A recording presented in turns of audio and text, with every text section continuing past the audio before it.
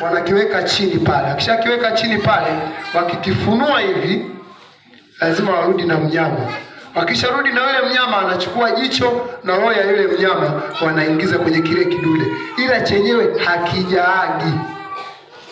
Umeelewa? Hakijaagi, kinakuwepo mle na hivi vitu, na kile kidude sasa ndio kimebadilika kutoka kule kwa wanyama. Sasa kinawinda wanyama wenye miguu. Tunaelewana? Yaani kutoka pale sasa ni wanyama wenye miguu.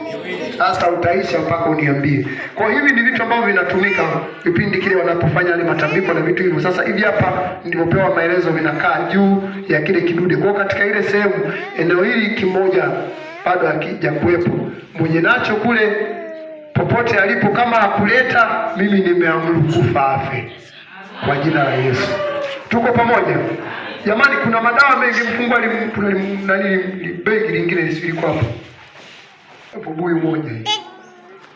Yaani watu walikuwa yaani nyumba, yaani anapita mbali anaona kabisa hapa tatizo. Bwana Yesu asifiwe.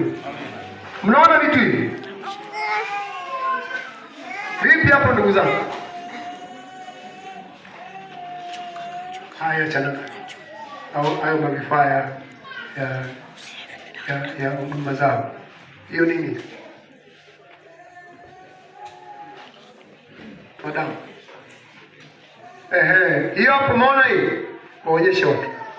Hiyo hapo ni dawa ya kina mama wale ambao mimba zinasumbua kujifungua. Kwa wanakata kidogo hiyo hapo, ndio wanaitumia ili ajifungue haraka. Ndio shetani anatumia ile pale. Umeona? Vipi una mimba tukuchemshie?